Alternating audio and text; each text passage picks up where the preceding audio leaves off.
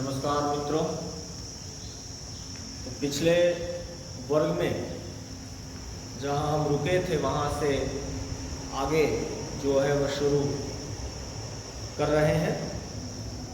तो न्याय मंत्री जो कहानी है और इस कहानी के कहानीकार है, लेखक है, मतलब जिन्होंने ये कहानी लिखी है उनका नाम है सुदर्शन, पूरा नाम है बद्रीनाथ शर्मा।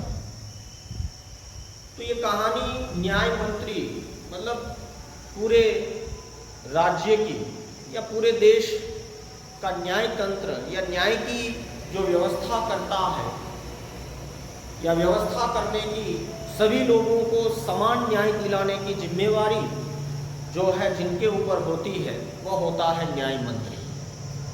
तो प्राचीन बहुत ही जो है पहले की ये कहानी है और इसके माध्यम से लेखक ने हमें ये बताया है कि न्याय जो है वह कैसा होना चाहिए, न्याय किस तरह से किया जाना चाहिए, न्याय मंत्री वास्तव में जो है वह कैसा होना चाहिए। वर्तमान ये जो समय है तो इस समय में भी जो है हमें ये जो कहानी है वह उतनी ही उपयुक्त है।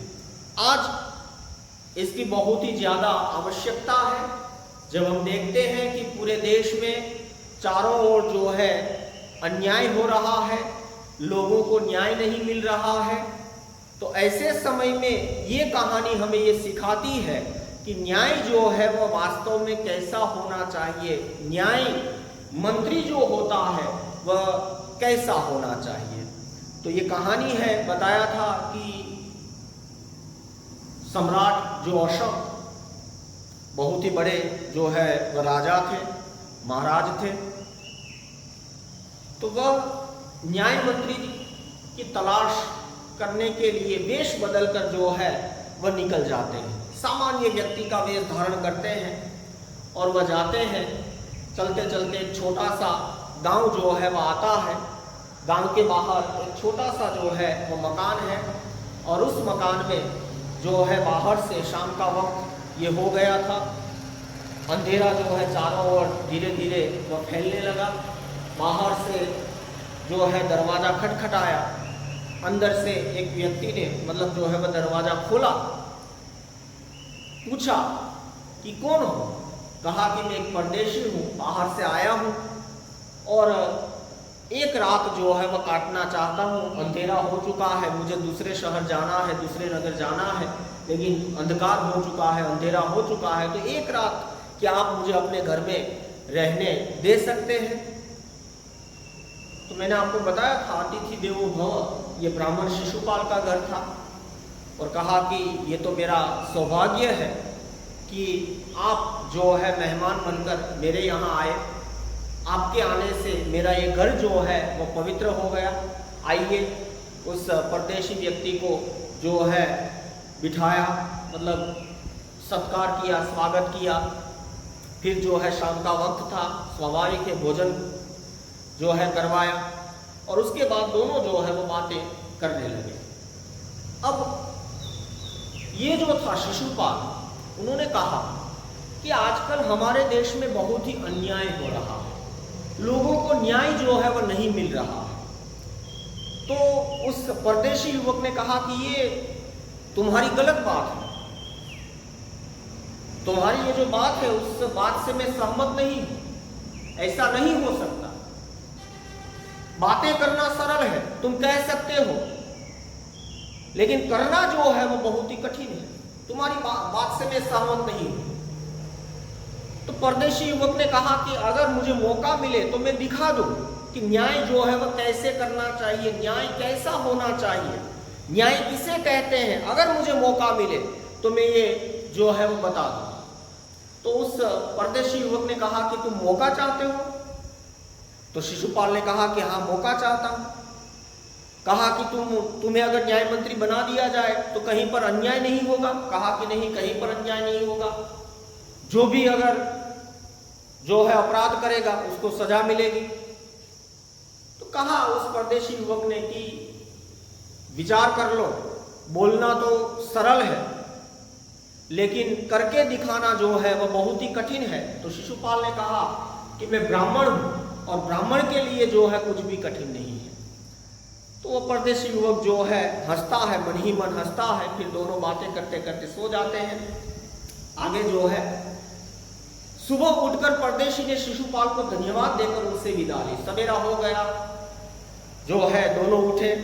अब परदेशी ने कहा कि अब सवेरा हो गया है, अब मुझे दूसरे शहर में जाना है। आपका धन्यवाद, आपका आभार कि आपने मुझे एक रात रहने के लिए जो है यहाँ पर दी। और ये कहकर जो है वह चला गया। कुछ दिनों बाद शिशुपाल के घर कुछ सिपाही आए और उन्हें दरबार में चलने के लिए कहा। अब 8-10 दिन बीत गए। शिशुपाल अपने घर में आराम से बैठा था। अचानक राज्य के सैनिक जो है वह आते हैं। शिशुपाल से कहा कि आपको राजा ने बुलाया है दरबार में।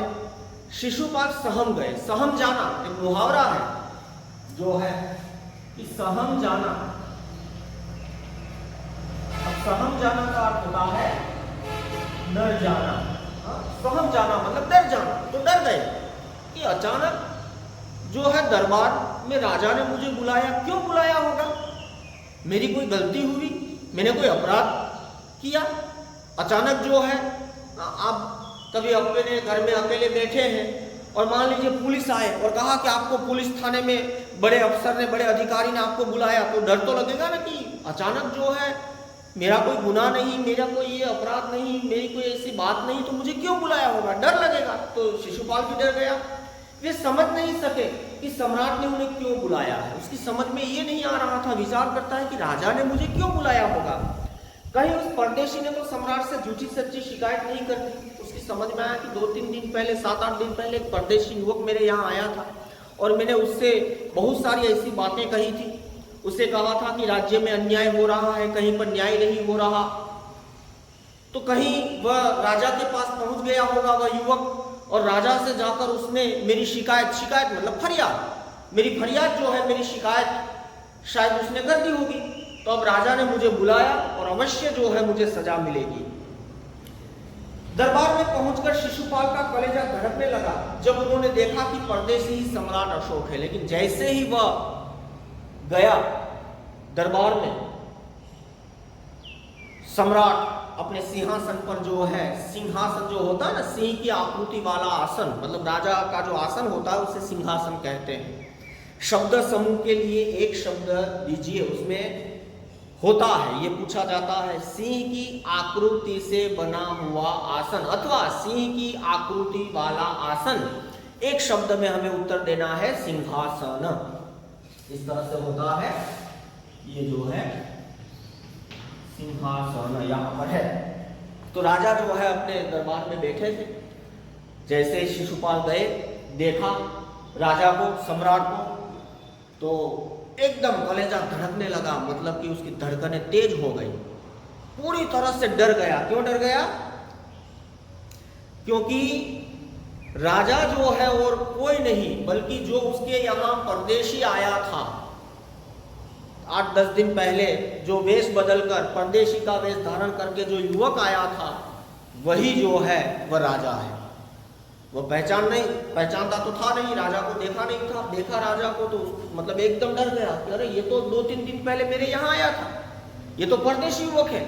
और मैंने राजा को ही सारी बातें बता दी, राजा को ही बता दिया कि राज्य में अपराध हो रहा है, न्याय नहीं हो रहा है, राज्य की व्यवस्था जो है वह अच्छी नहीं है, बहुत ही खराब व्यवस्था है। मैंने तो बहुत सारी बातें बताई। अब क्या होगा? राजा अवश्य मुझे सजा देगा। डर गया। सम्राट बोले, ब्राह्मण देवता, मैं आपको न्याय का अवसर देना चाहता हूँ, आप तैयार हैं? तो उसने कहा कि है ब्राह्मण देवता, मैं जब आपके यहाँ आया था परदेशी युवक का वेश धारण करके, तो आपने बताया था कि आप न्याय का मौका चाहते हैं। अवसर मतलब मौका चाहते हैं, तो मैं आपको मौका देना चाहता हूँ, आप तैयार हैं? पहले तो शिशुपाल घबराए, पहले तो वो डरे।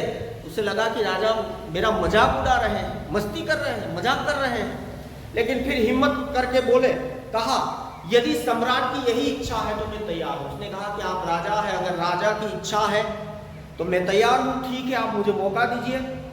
बहुत ठीक, कल से आप न्याय मंत्री हुए। सम्राट ने कहा कि ठीक है, कल से आप इस राज्य के न्याय मंत्री।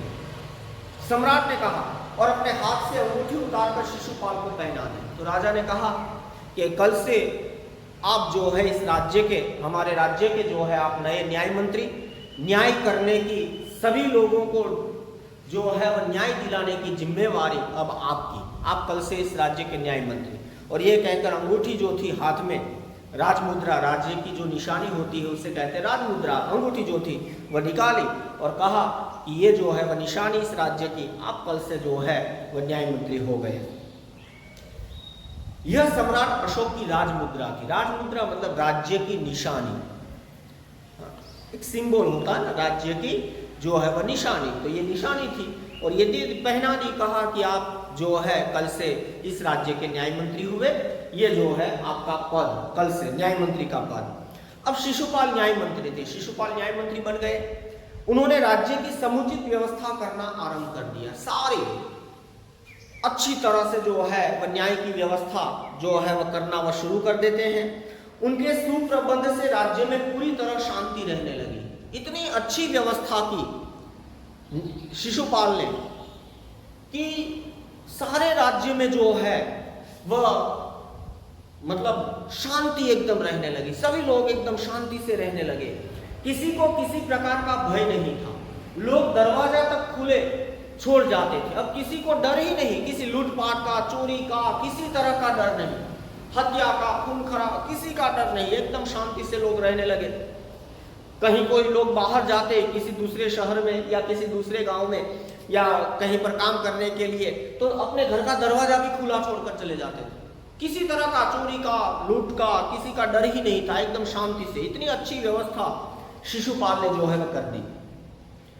चारों तरफ न्याय मंत्री के सुप्रबंध और न्याय की धूम मच गई, धूम मच जाना, वाह वाह, चारों ओर सारे नगर में, सारे राज्य में जो है वह न्याय मंत्री की वाह वाह होने लगी।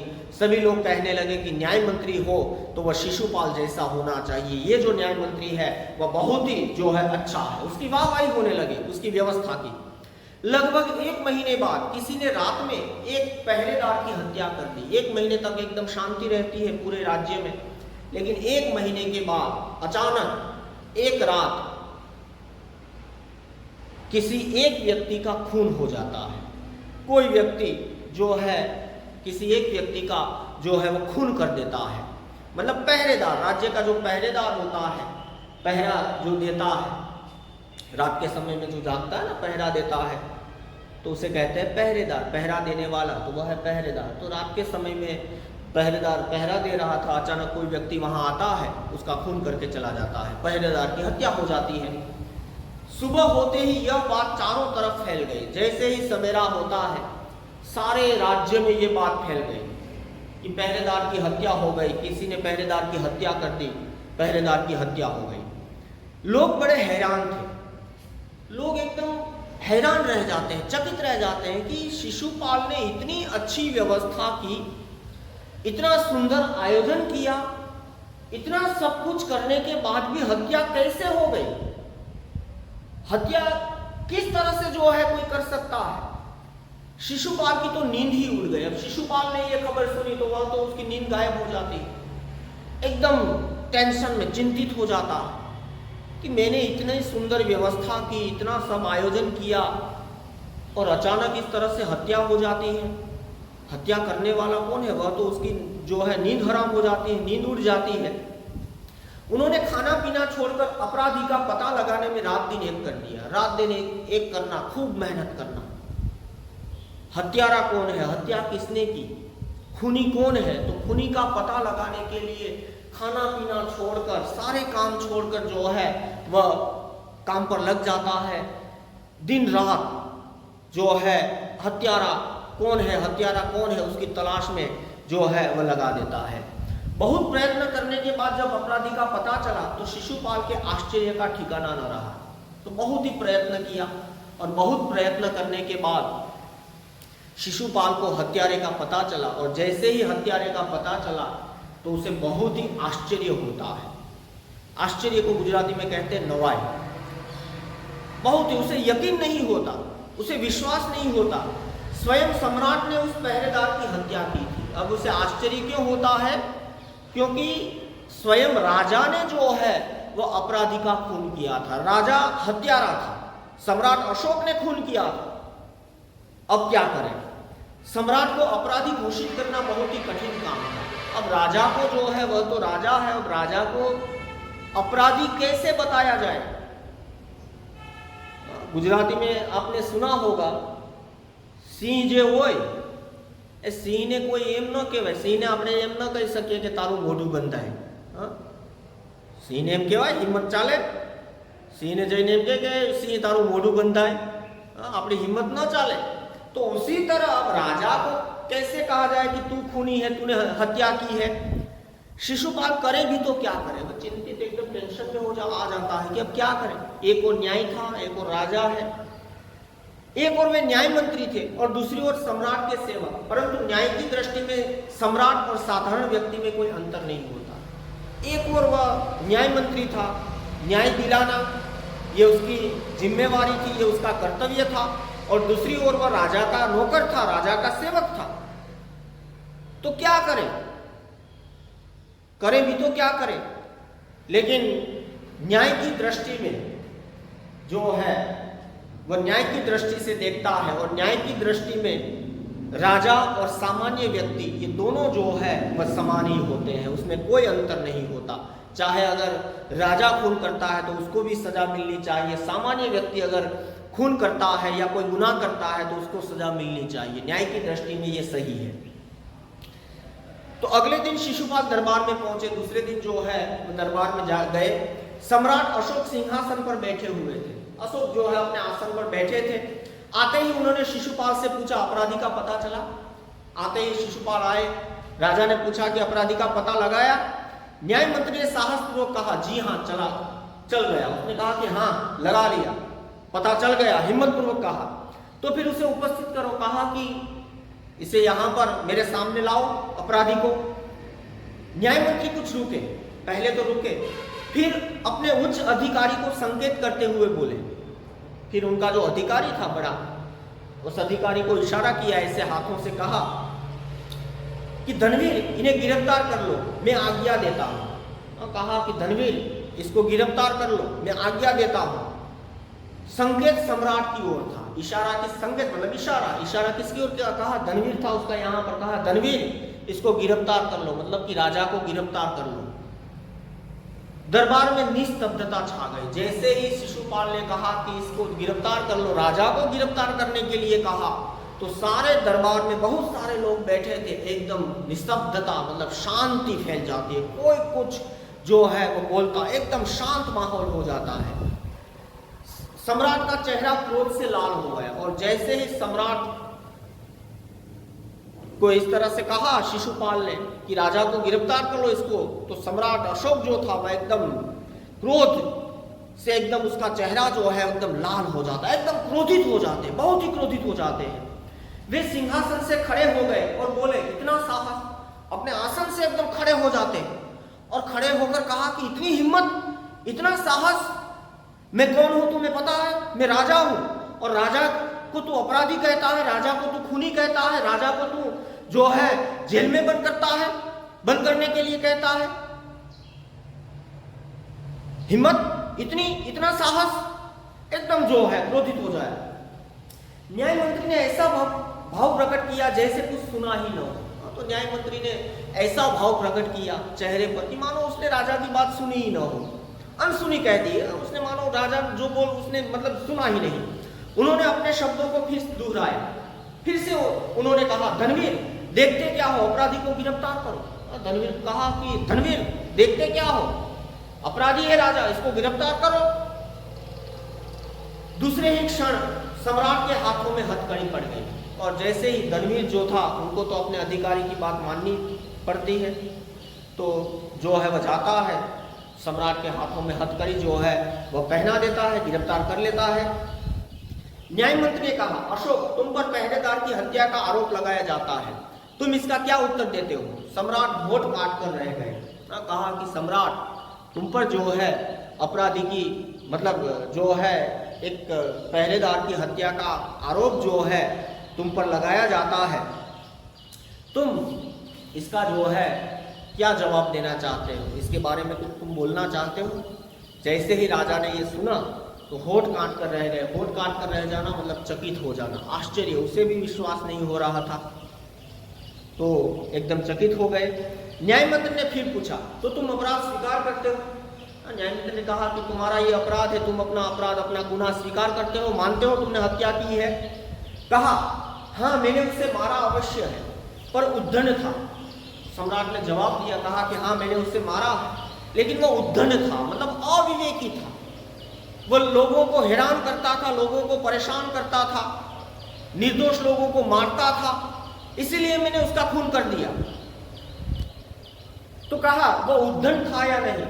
तुमने एक राज कर्मचारी की हत्या की है, तुम अपराधी हो, तुम्हें मृत्युदंड दिया जाता है। न्याय मंत्री ने निर्णय दिया। न्याय मंत्री ने कहा कि वह उद्दंड था, वह अच्छा था, बुरा था, ये देखना नहीं है।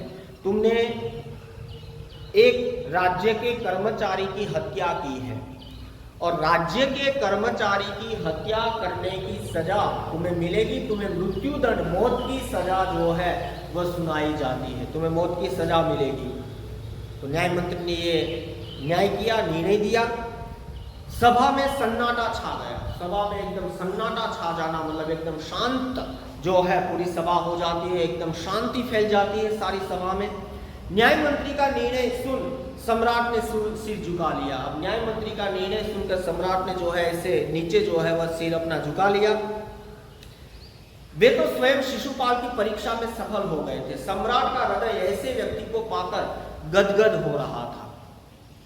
तो वह तो जो है राजा थे, और राजा सम्राट अशोक जो है वह शिशुपाल की परीक्षा ले रहे थे, और उस परीक्षा में शिशुपाल जो है वह सफल हो गया था, पास हो गया था। उसे लगा ऐसा व्यक्ति पाकर, ऐसा व्यक्ति प्राप्त करके, शिशुपाल जैसा व्यक्ति जो है उसे मिला है न्याय मंत्री के रूप में, ये देखकर उसे बहुत ही अंदर से बहुत ही खुशी होती है, बहुत ही प्रसन्नता होती है, आनंद आता कि हाँ मुझे एक ऐसा व्यक्ति जो है, एक अच्छा व्यक्ति जो है वह मिला है। तभी न्याय मंत्री का संकेत पाकर एक कर्मचारी सम्राट अशोक की सोने की मूर्ति लेकर उपस्थित हो गया। तभी शिशुपाल ने, न्याय मंत्री ने अपने जो है सैनिक को कहा, आओ।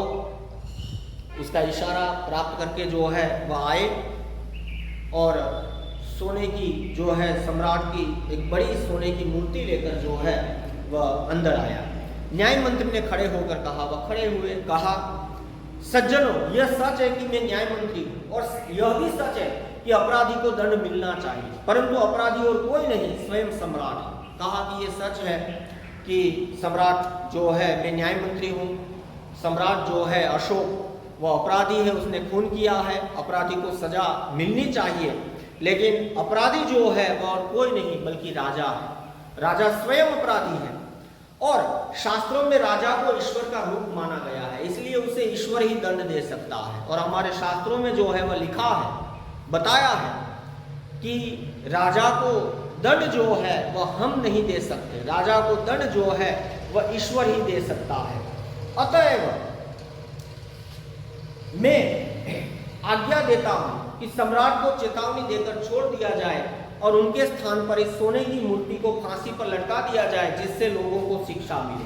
कहा कि इसलिए मैं आज्ञा देता हूं कि राजा को छोड़ दिया जाए, और उसके बदले में प्रतीक के रूप में राजा की मूर्ति को फांसी पर लटकाया जाए, ताकि लोगों को शिक्षा मिले, लोगों को ये पता चले कि इस राज्य में कोई भी अगर अपराध करेगा, चाहे वह अमीर हो, चाहे गरीब हो, चाहे वह बहुत बड़ा आदमी हो, चाहे छोटा हो, कोई भी अगर अपराध करेगा तो अपराधी को जो है वह सजा मिलेगी, मिलेगी और मिलेगी ही। इसीलिए जो है वह उसके सोने की मूर्ति को फांसी पर लटका दिया जाए। न्याय मंत्री का न्याय सुनकर लोग जय जयकार कर उठे। न्याय मंत्री का न्याय सुनकर लोग एकदम जय जयकार करने लगे। जब सब लोग चले गए तो शिशुपाल ने राजमुद्रा सम्राट अशोक के सामने रख दी और बोले, महाराज यह राजमुद्रा वापस ले ले, मुझसे यह बोझ नहीं उठाया जाएगा। तो सब लोग चले गए। अब शिशुपाल और राजा दो ही थे, दरबार में बैठे थे। गया राजा के पास शिशुपाल, और ये जो अंगूठी दी थी सोने की राज्य की निशानी को निकाली और कहा कि आप ये रख लीजिए, मैं आज से न्याय मंत्री जो है नहीं रहना चाहता, ये बहुत ही कठिन काम है, मैं जो है ये जिम्मेदारी नहीं संभाल सकता। अशोक ने सम्मान भरी दृष्टि से उनकी ओर देखते हुए गदगद कंठ से कहा। तो अशोक को सम्मान होता है, सम्मान भरी नजरों से देखा और भाव विभोर होकर, गदगद मतलब भाव विभोर होकर कहा, आपने मेरी आंखें खोल दी है, आपका साहस प्रशंसनीय है। उसने कहा कि मैं तो आपकी परीक्षा ले रहा था, आपने जब बताया था, मैं आपके यहाँ आया था परदेशी बनकर, आप बड़ी बड़ी बातें कर रहे थे, तो मैं आपकी परीक्षा जो है वो ले रहा था, और परीक्षा में जो है आप पास हो गए, सफल हो गए, और मैं हार गया। तो ये जो है कहा कि आपने मेरी आंखें खोल दी। हाँ, सत्य समझ में आ गया कि आप सच्चे हैं, आप बहुत ही जो है अच्छे व्यक्ति है। यह बोझ आपके अतिरिक्त और कोई नहीं उठा सकता। न्याय मंत्री निरुत्तर हो गए। उसने कहा कि ये तो न्याय मंत्री, अब तो आपको ही रहना है, आपके अलावा इस राज्य में कोई दूसरा व्यक्ति नहीं है जो न्याय मंत्री के पद पर रहे। तो राजा की बात जो है शिशुपाल को माननी पड़ी। कहानी यहाँ पूरी होती है।